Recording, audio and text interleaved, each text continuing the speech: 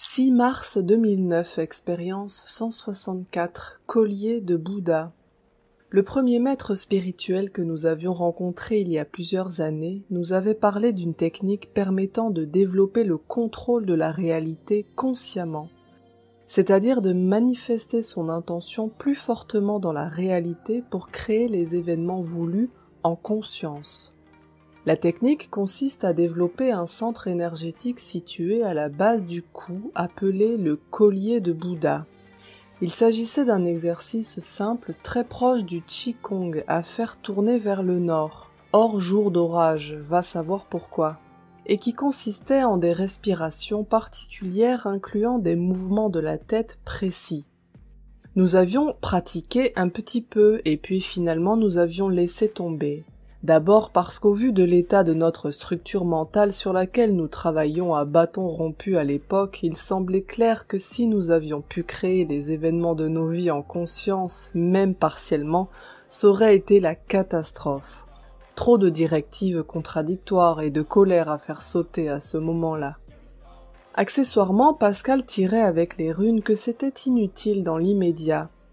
Du coup, j'ai laissé tomber, inutile de dire que j'ai complètement oublié cette technique, c'était il y a plus de 10 ans, et de toute façon je ne me risquerais pas à l'énoncer partiellement.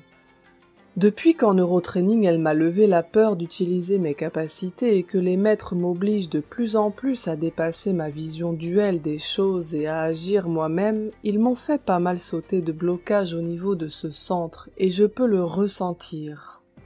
Donc il semblerait qu'à terme il soit activé plus ou moins chez tout le monde quand nous serons prêts.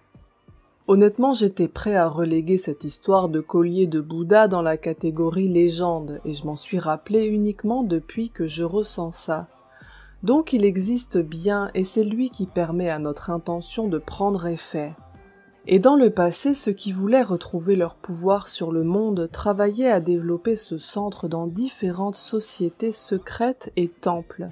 Mais le niveau vibratoire de la planète était largement plus bas qu'aujourd'hui et le résultat sûrement largement inférieur à ce que tout le monde obtient maintenant sans pratiquer et sans même s'en apercevoir.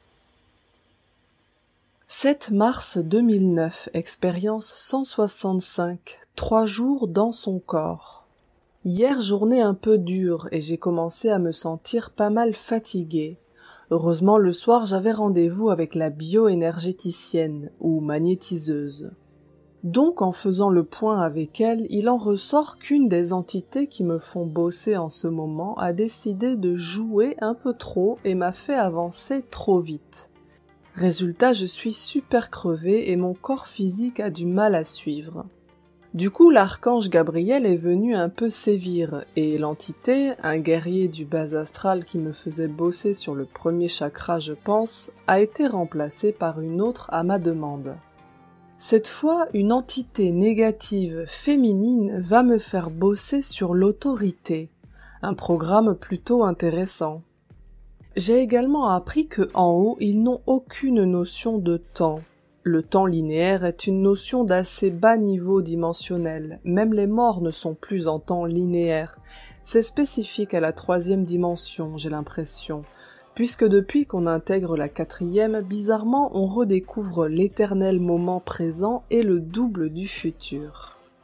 Et du coup, si on demande à évoluer, ils nous font évoluer non-stop, jour et nuit. Il faut demander un break nous-mêmes car ils n'ont aucune notion de fatigue en fait. Donc demander quelques jours de vacances n'est pas plus mal parce que être décorporé comme ça en permanence avec les augmentations brutales de niveau vibratoire que se prend la planète en ce moment, ce n'est pas très reposant. C'est vrai que c'est récent pour moi de bosser avec des êtres aussi élevés que mes maîtres actuels qui ont dépassé la notion de forme et d'espace-temps. Donc ce sont des choses que j'ignorais. Donc voilà, 3 jours de vacances dans mon corps pour me reposer et sans évolution, ça ne fera pas de mal. Surtout depuis la quantité de chamboulements qu'il y a eu. En fait, depuis quelque temps, ils me font beaucoup travailler en collaboration avec des entités négatives. Et oui, j'ai demandé à dépasser la vision duelle, alors du coup, ils s'y emploient. Une entité négative peut être un être d'une autre dimension moins élevée ou du moins éloignée de la nôtre, qui se perd chez nous. Dans ce cas, appeler un ange pour la retirer peut être judicieux, en sachant que si elle s'attache à nous, souvent c'est qu'il y a quelque chose à apprendre. Mais elle peut également être appelée pour venir nous enseigner par en haut. Là, c'est l'archange Gabriel qui m'a mis celle-là.